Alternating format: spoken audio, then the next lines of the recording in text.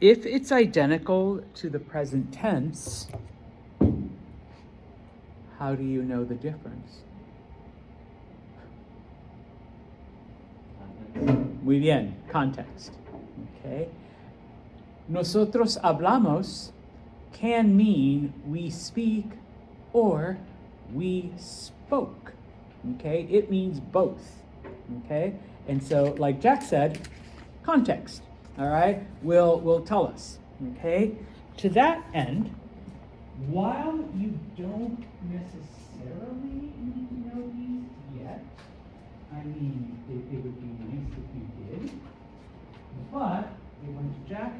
It will also give you context. Okay.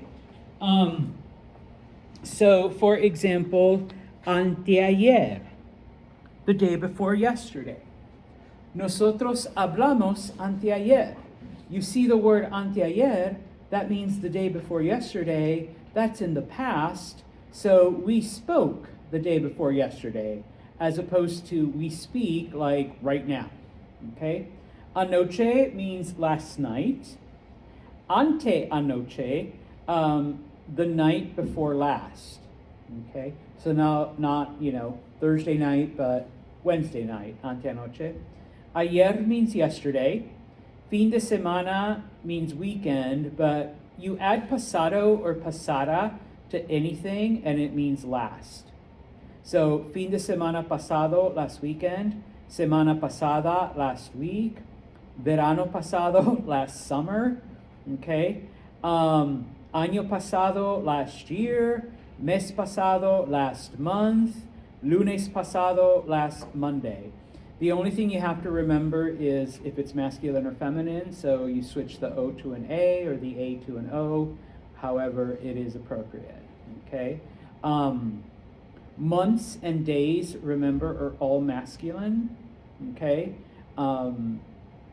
Other things are, seasons are masculine except for spring. Primavera pasada, last spring. Okay, and so on. All right. So just a couple of the words that will give you context. Okay. Nosotros vivimos el año pasado en Utica. All right. So I'm not saying we live in Utica, but last year we lived in Utica. All right. So, muy bien, context. Okay. Now, preguntas on that so far, because there's a couple extra things. All right. Everything I've just babbled on right now is on page 192. So you have the endings, you have how to make it, you have the different things that I mentioned. Okay. Oh, it's already there. I completely forgot. If you look at 193 at the bottom, I got ahead of myself. Okay. It explains the uses. Okay. In this case, remember, we talk about completed events or completed actions. And then, of course, to give context, okay, it has this. So you have it in your book and you have it on the sheet, okay, the different pasado or pasada and the various words, okay. Now, unlike the present tense, sometimes we need to make additional spelling changes, okay, in the preterit, and it has to do with preserving certain sounds. There's literally no other reason, okay? And so, one of my colleagues who used to teach at Whitesboro called these Kargazar verbs.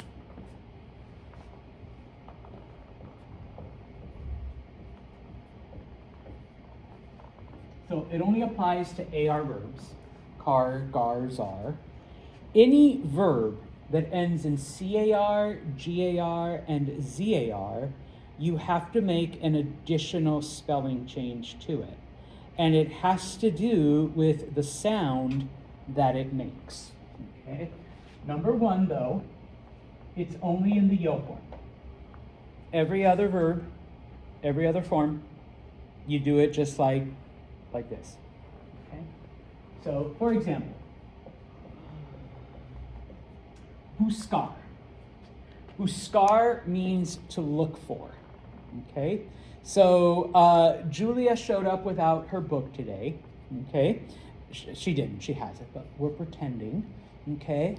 And I say, Julia, where's your book? ¿Dónde está tu libro? And she says, no sé, I don't know.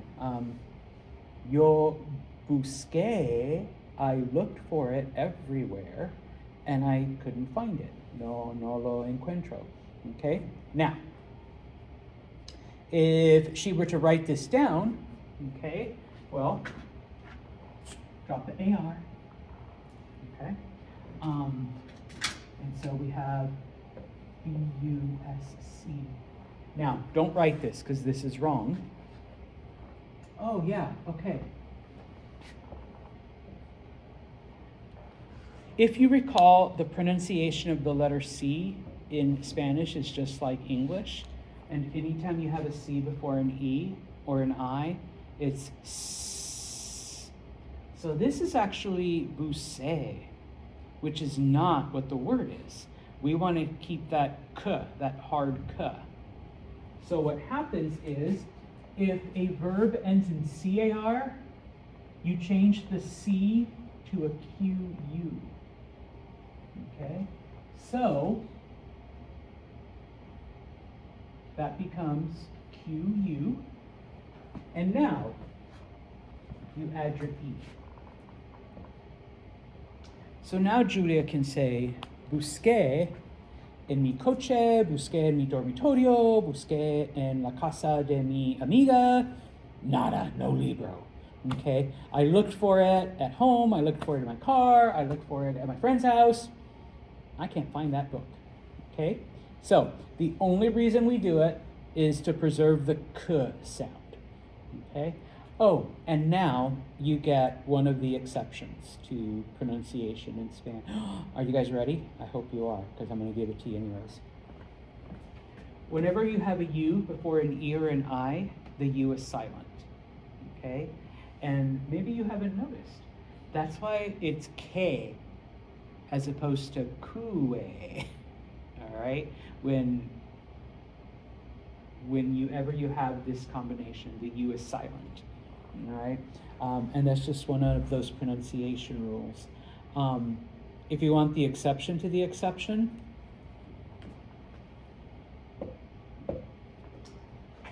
in German it's called the umlaut. In Spanish it's called diéresis, the two little dots.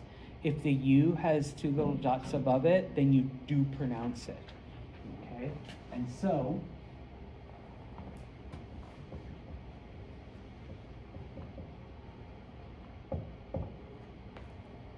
I hope I don't have to translate that animal. Pinguino.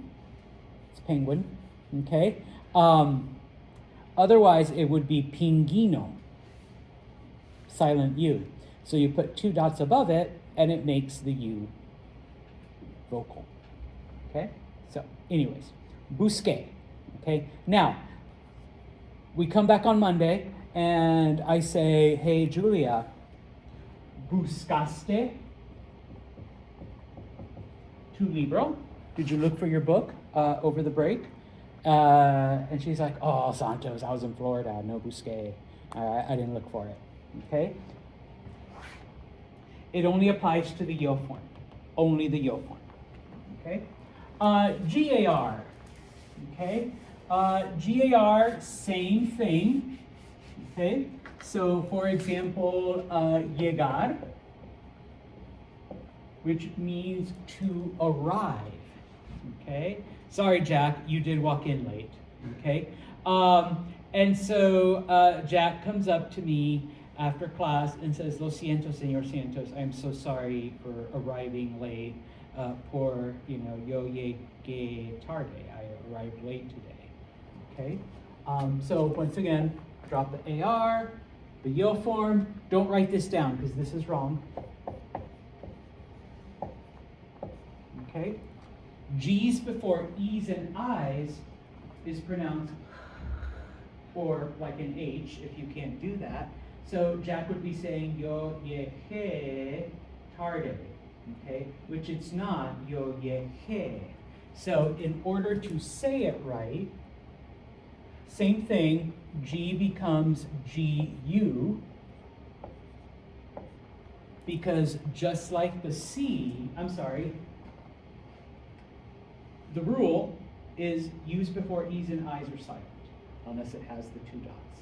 So in this case, Jack would say, I am so sorry, Señor Santos. Yo llegué tarde. Okay? Llegué. Okay? Now if I were to say, Jack, why were you late? ¿Por qué llegaste tarde?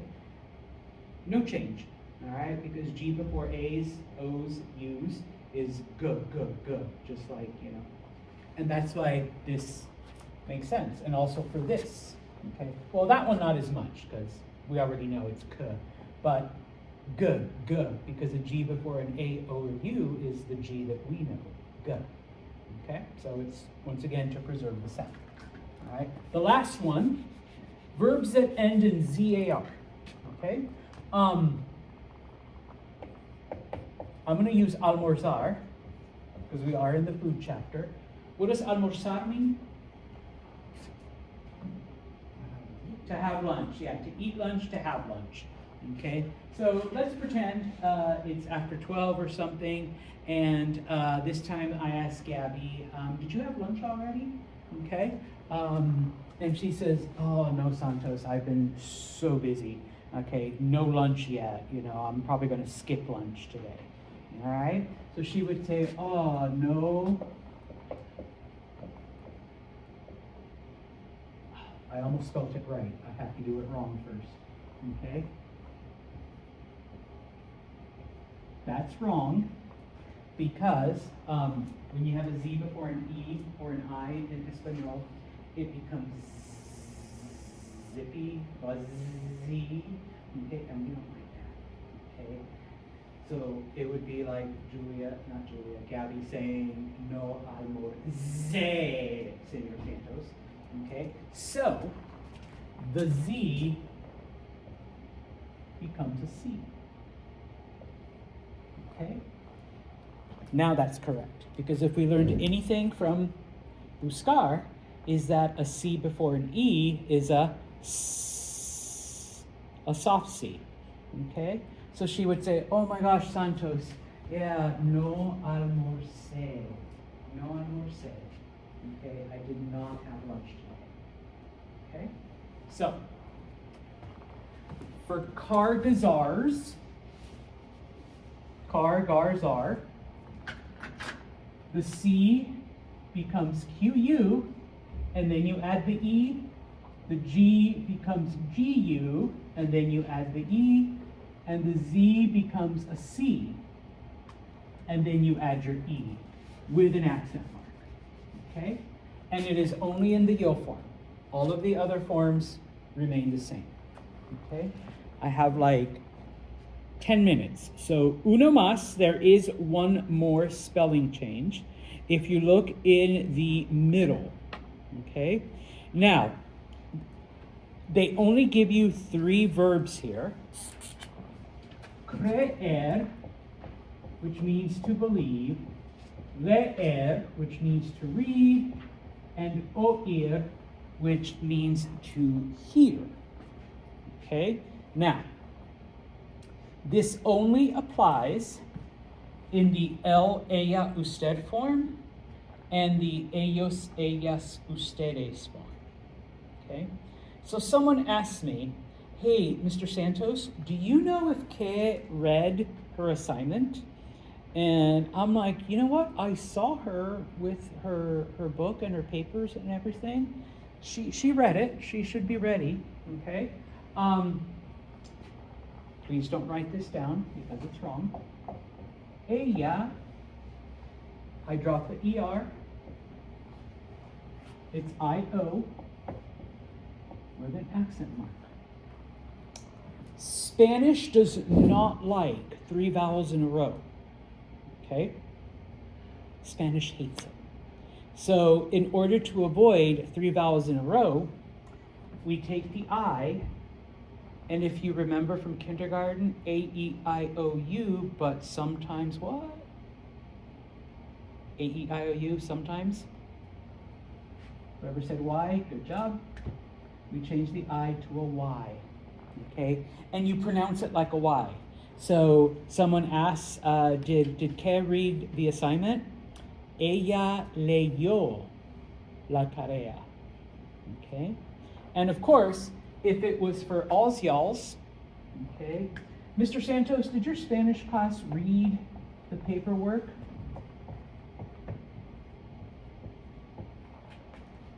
Oops, 3 vowels in a row again.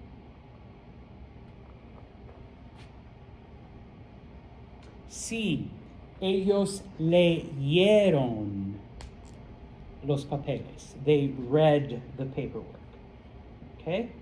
I won't do the other ones, but it's like the same endings. So, él creyó, he believed. Ellos creyeron, they believed. Ella, I guess I could say usted oyó, you heard, or ellos oyeron, they heard. Okay, so it's only with this one. Okay, when you conjugate it, you end up with an I in the middle. You change the I to a Y. Okay. Preguntas on spelling changes. I hate to be a jerk, but if you spell it wrong, I'm gonna mark it wrong. Okay, all right, nobody threw shit at me. Okay, same thing with the accent marks. Okay, if you put yokomi, I can't even pronounce it wrong. C-O-M-I, and you don't put a line over the I. Okay, yeah, technically you wrote it wrong. Okay, so accent marks on those, and then spelling changes on those.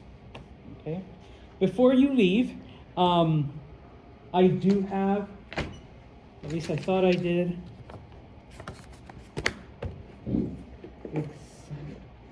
Oh shit, did I?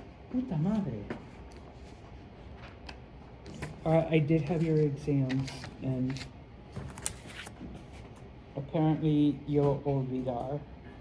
Lo siento. If you want to know what you got, you can email me or something, or come by. I know. Most of you did pretty good.